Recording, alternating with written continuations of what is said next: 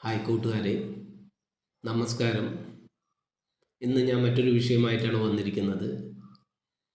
ഇന്ന് ക്ലാസ് മുറികളിൽ സംഭവിക്കുന്നതെന്ത്?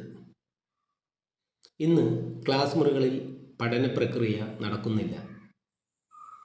കുട്ടികളുടെ സ്വഭാവ രൂപീകരണമാണ് നടക്കുന്നത്. സോഷ്യൽ മീഡിയകളിൽ നിന്നും തൻ്റെ ചുറ്റുപാടുകളിൽ നിന്നും ലഭിച്ച അനുഭവങ്ങൾ പങ്കുവയ്ക്കലാണ് ക്ലാസ് മുറികളിൽ നടക്കുന്നത്. അധ്യാപകർ ക്ലാസ് എടുക്കുമ്പോൾ കുട്ടികൾ അവരുടേതായ ലോകത്താണ്. ഇത് കേരളത്തിലെ ബഹുഭൂരിപക്ഷം വിദ്യാലയങ്ങളിൽ നടക്കുന്ന പ്രക്രിയയാണ്. ഇതിന് കാരണം പലരും പലതും പറയുന്നു. ഞാനൊരു ഉദാഹരണം ചൂണ്ടിക്കാണിക്കാം. 30 വർഷത്തോളം അധ്യാപന ജീവിതം ഇപ്പോഴും നയിച്ചുകൊണ്ടിരിക്കുന്ന ഒരു അധ്യാപകൻ്റെ വാക്കുകളാണ് ഞാനിവിടെ സൂചിപ്പിക്കുന്നത്. അദ്ദേഹം ഒരു എയ്ഡഡ് വിദ്യാലയത്തിലെ അധ്യാപകനാണ്. സർവീസിൽ കയറിയ ആദ്യത്തെ 5 വർഷം വിദ്യാലയത്തിൽ പഠിപ്പിക്കുകയും പിന്നീട് 20 വർഷം അദ്ദേഹം ലീവെടുത്ത് എൻട്രൻസ് കോച്ചിങ് സെൻറ്റർ നടത്തുകയും പിന്നീട് വീണ്ടും സർവീസിൽ വരികയും ചെയ്തു.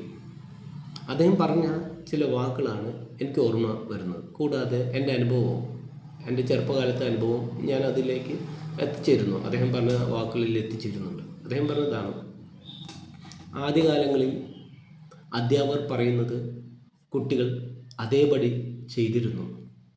അധ്യാപകരോട് ബഹുമാനം ഉണ്ടായിരുന്നു. കുട്ടികൾക്ക് ജീവിത ലക്ഷ്യബോധം ഉള്ളതുകൊണ്ട് എല്ലാം കൃത്യമായി ചെയ്തിരുന്നു. അധ്യാപകൻ്റെ കഴിവുകൾ പ്രദർശിപ്പിക്കാൻ അന്ന് ക്ലാസ് മുറികൾ വേദിയായിരുന്നു. എന്നാൽ ഇന്ന് അദ്ദേഹം പറയുന്നത് ഇന്നത്തെ ക്ലാസ് മുറി അതിൽ നിന്ന് വളരെ വ്യത്യസ്തമാണ്. അധ്യാപകൻ ക്ലാസ് എടുക്കുമ്പോൾ കുട്ടികൾ മറ്റു ജോലികളിൽ ഏർപ്പെട്ടുകൊണ്ടിരുന്നു.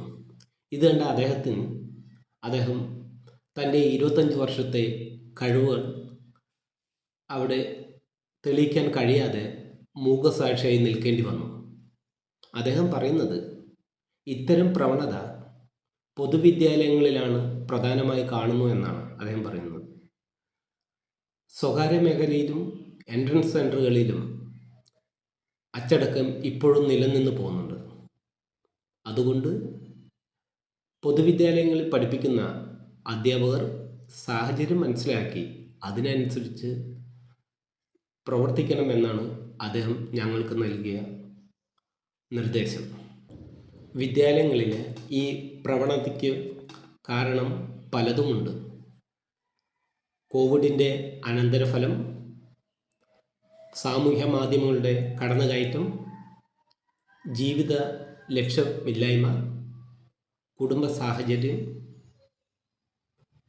സൗഹൃദങ്ങൾ എന്നിവയാണ് ഇതിൽ പ്രധാനപ്പെട്ടത്. ഈ പറഞ്ഞവയിൽ ഏതെങ്കിലും ഒന്ന് ഓരോ കുട്ടിയെയും സ്വാധീനിക്കുന്നുണ്ട് എന്നാണ് ഞാൻ വിശ്വസിക്കുന്നത്. എന്നാൽ ഇത്തരം സാഹചര്യങ്ങളെയും അതിജീവിച്ചുകൊണ്ട് ജീവിത ലക്ഷ്യത്തിലെത്തുന്ന കുട്ടികളും ഉണ്ടെന്ന് ഞാൻ ഓർക്കുന്നു. കുട്ടികളെ ബോധവൽക്കരിക്കാൻ ഇറങ്ങുന്ന അധ്യാപകർ ഒറ്റപ്പെടുന്നു. നിയമങ്ങളും സാഹചര്യങ്ങളും കുട്ടികളുടെ കൂടെയാണ്. താൻ ചെയ്യുന്ന തെറ്റിന് ഉത്തരവാദി താനല്ല എന്ന് നാം കുട്ടികളെ ചെറുപ്പകാലത്ത് പഠിപ്പിക്കുന്നു. അതിൻ്റെ അനന്തരഫലമാണ് നാം ഇന്ന് അനുഭവിക്കുന്നത്.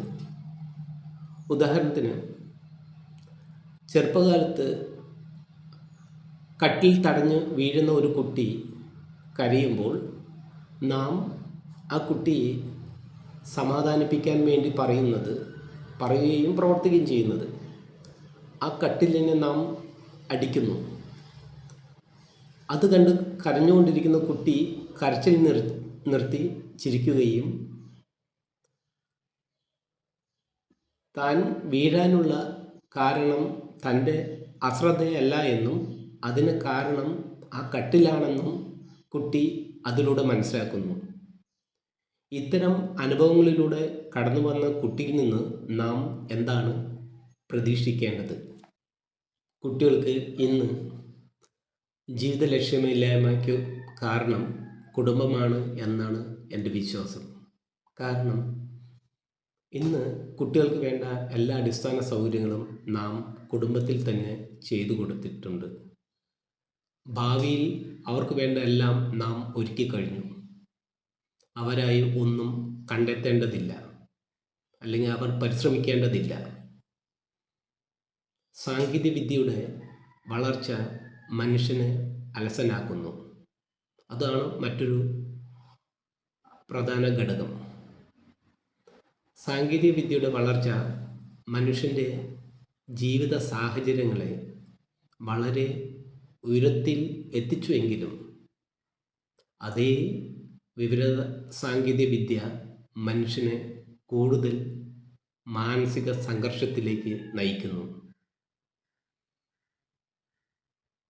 മാനസിക സംഘർഷം കുറയ്ക്കാൻ നാം കണ്ടെത്തുന്ന ഓരോ മാർഗവും ചതിക്കുഴിയിലേക്കാണ് എത്തപ്പെടുന്നത്.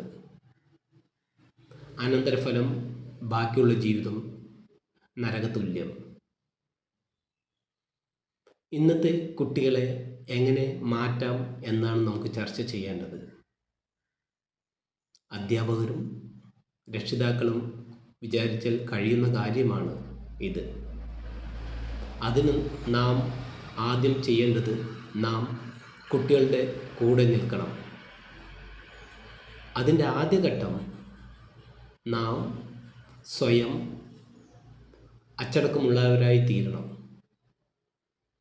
നമുക്ക് എന്തെങ്കിലും കഴിവുണ്ടെങ്കിൽ മാത്രമേ അത് മറ്റുള്ളവർക്ക് പകർന്നു കൊടുക്കാൻ കഴിയൂ. സ്വയം അച്ചടക്കത്തിൻ്റെ ഭാഗമായി നാം ചില ശീലങ്ങൾ ശീലിച്ചേ പറ്റൂ. ആ ശീലങ്ങളിലൂടെ മാത്രമേ നമുക്ക് കുട്ടികളിലേക്ക് ആ ശീലങ്ങൾ പകർത്താൻ കഴിയൂ. അതിൻ്റെ ഭാഗമായി നാം കുറേ കാര്യങ്ങൾ ശ്രദ്ധിക്കേണ്ടതുണ്ട്. സ്വയം അച്ചടക്കത്തിൻ്റെ ഭാഗമായി അവനവന് തിരിച്ചറിയുക, ഫോൺ ഉപയോഗം കുറയ്ക്കുക, സൗഹൃദങ്ങൾ കുറയ്ക്കുക, സാമൂഹ്യ മാധ്യമങ്ങളുടെ ഉപയോഗം കുറയ്ക്കുക, ചുറ്റുമുള്ള ജീവിതങ്ങൾ കാണാൻ ഒറ്റയ്ക്ക് യാത്ര ചെയ്യുക. ഒറ്റയ്ക്ക് യാത്ര ചെയ്യുമ്പോൾ മാത്രമേ നാം ചുറ്റുപാടുകളെ ശ്രദ്ധിക്കൂ. കൂടെ ആളുണ്ടെങ്കിൽ നാം അവരോടൊപ്പം സംസാരിക്കുകയും ചുറ്റുമുള്ള കാഴ്ചകൾ കാണാതിരിക്കുകയും ചെയ്യും. സമയത്തിനും പണത്തിനും മൂല്യം കൽപ്പിക്കുക. സമയത്തിന് കൃത്യമായി ഉപയോഗിക്കുക. കൃത്യമായി എന്ന് പറയുന്നത് ഉപയോഗപ്രദമായി ഉപയോഗിക്കുക. നാം വളരുന്നതോടൊപ്പം സമൂഹവും വളരും. ഓരോ ദിവസവും കുറച്ചു നേരം ഒറ്റയ്ക്കിരുന്ന് ചിന്തിക്കുക. ഭാവിയെക്കുറിച്ചും വർത്തമാന കാലത്തെക്കുറിച്ചും ചിന്തിക്കുക. ഓരോ ദിവസവും പുരോഗതി വിലയിരുത്തുക.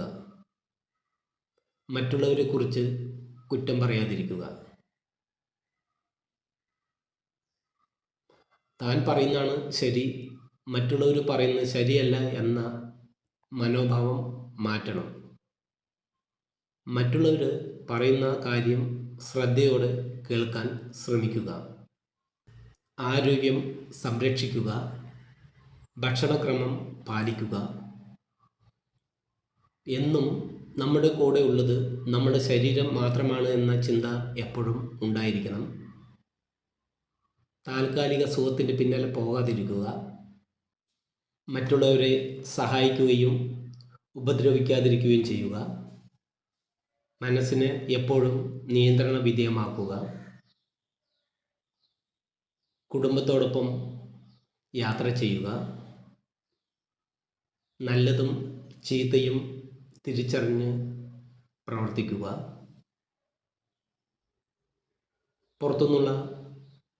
പുറത്തു നിന്നുള്ള ഭക്ഷണം പ്രോത്സാഹിപ്പിക്കാതിരിക്കുക. കുറച്ച് സമയം വിനോദങ്ങളിൽ ഏർപ്പെടുക. ആഘോഷങ്ങൾക്ക് സമയനിഷ്ഠ പാലിക്കുക, സഹജീവികളോട് കരുണ കാണിക്കുക, പണത്തിൻ്റെ പിന്നാലെ പോകാതിരിക്കുക. പണം എന്നത് ചക്രമാണെന്നും അത് ഒരാളിൽ നിന്നും മറ്റൊരാളിലേക്ക് പോയിക്കൊണ്ടിരിക്കുമെന്നുള്ള ചിന്ത നമ്മളിൽ എപ്പോഴും ഉണ്ടായിരിക്കണം. വിശ്വാസവഞ്ചന കാണിക്കാതിരിക്കുക, അന്ധവിശ്വാസത്തിൻ്റെ പിന്നാലെ പോകാതിരിക്കുക, മറ്റുള്ളവരുടെ നല്ല അനുഭവങ്ങൾ ജീവിതത്തിൽ പകർത്താൻ ശ്രമിക്കുക. ആരോഗ്യമുള്ള കാലം തൊഴിൽ ചെയ്ത് ജീവിക്കുക. മറ്റുള്ളവരെ മനസ്സിലാക്കാൻ ശ്രമിക്കുക. മറ്റുള്ളവരെ മാറ്റാൻ ശ്രമിക്കരുത്. കാരണം അവരുടെ ചിന്തകളെ നമ്മൾക്ക് നിയന്ത്രിക്കാൻ കഴിയാത്തിടത്തോളം കാലം നാം അവരെ മാറ്റാൻ ശ്രമിക്കരുത്. സ്വയം മാറാൻ ശ്രമിക്കുക. സാമൂഹ്യ മാധ്യമങ്ങളിലൂടെ വരുന്ന വാർത്തകളെ ചൊല്ലി കലഹിക്കാതിരിക്കുക. സാമൂഹ്യ മാധ്യമങ്ങളിൽ പറയുന്ന കാര്യങ്ങളെല്ലാം കണ്ണടച്ച് വിശ്വസിക്കരുത്. കാരണം എൻ്റെ യാത്രയിൽ ഞാൻ കണ്ടത് മാധ്യമങ്ങളിലൂടെ കണ്ട കാര്യവും നേരിട്ട് കണ്ടതും രണ്ടും വ്യത്യസ്തമായിരുന്നു. നേരിട്ട് കാണുമ്പോഴാണ് നമുക്ക് യാഥാർത്ഥ്യം മനസ്സിലാവുള്ളൂ. സാമൂഹ്യ മാധ്യമങ്ങൾ അവരുടെ സർക്കുലേഷൻ കൂട്ടാൻ വേണ്ടി പലതും എഴുതി ചേർത്തു. പക്ഷെ യാഥാർത്ഥ്യം നാം നേരിട്ട് കാണുമ്പോഴാണ് മനസ്സിലാവുന്നത്. അത് എൻ്റെ യാത്രകളിൽ നിന്ന് ഞാൻ മനസ്സിലാക്കിയ ഒരു കാര്യമാണ്. ഇന്ന് AI കാലമാണ്, നമുക്കറിയാലോ. ഏതൊരു കാര്യവും വിശ്വസിക്കാവുന്ന രീതിയിൽ നമ്മൾ മുന്നിൽ എത്തിക്കാൻ ഇന്ന് AI കഴിയും. ആ കാലത്തിലാണ് നാം ജീവിക്കുന്നത്. അതുകൊണ്ട് ഏതാണ് ശരി എന്ന് തിരിച്ചറിഞ്ഞ് നാം പ്രവർത്തിക്കാൻ ശ്രമിക്കുക. ശരിയുടെ കൂടെ നിൽക്കുക. അറിവും തിരിച്ചറിവും തമ്മിൽ തിരിച്ചറിയുക. അറിവ് എന്നത് നമ്മൾക്ക് മാധ്യമങ്ങളിലൂടെയും ചുറ്റുപാടുകളിൽ നിന്ന് ലഭിക്കുന്നതാണ്. പ്രധാന മാധ്യമങ്ങളിലൂടെയാണ് അറിവ് ലഭിക്കുന്നത്. എന്നാൽ തിരിച്ചറിവ് ലഭിക്കുന്നത് നമ്മുടെ അനുഭവത്തിൽ നിന്നാണ്. തിരിച്ചറിവാണ് വിജയത്തിൻ്റെ താക്കോൽ. സ്വന്തം തീരുമാനത്തിൽ ഉറച്ചു നിൽക്കുക. തൻ്റെ കഴിവും ബലഹീനതയും മനസ്സിലാക്കുക. ജീവിതത്തിൽ പ്രശ്നങ്ങൾ ഉണ്ടാക്കുകയും ആ പ്രശ്നത്തെ അതിജീവിക്കാൻ വേണ്ട പരിശീലനം സ്വായത്തമാക്കുകയാണ് ചെയ്യേണ്ടത്. ഭൂമിയിൽ പ്രശ്നങ്ങൾ ഇല്ലാത്ത ഇടം ഇല്ല എന്നാണ് നാം മനസ്സിലാക്കേണ്ടത്.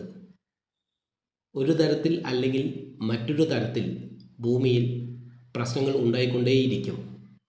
അത് പ്രകൃതി നിയമമാണ്. പ്രലോഭനങ്ങളിൽ വീഴാതിരിക്കുക. കടപ്പാടിൻ്റെ പേരിൽ വ്യക്തിത്വം നഷ്ടപ്പെടുത്തരുത്. സാഹചര്യങ്ങളെ വിവേകത്തോടുകൂടിയും ക്ഷമയോടുകൂടിയും കൈകാര്യം ചെയ്യുക. ആഡംബരങ്ങളും അനുകരണങ്ങളും താരതമ്യം ചെയ്യലും ഒഴിവാക്കുക. സ്നേഹം, ബഹുമാനം, അംഗീകാരം എന്നിവ ചോദിച്ചു വാങ്ങരുത്. മുകളിൽ പറഞ്ഞ കാര്യങ്ങളിൽ കുറച്ചെങ്കിലും നമ്മൾക്ക് ഉണ്ടായിരിക്കേണ്ടതാണ്.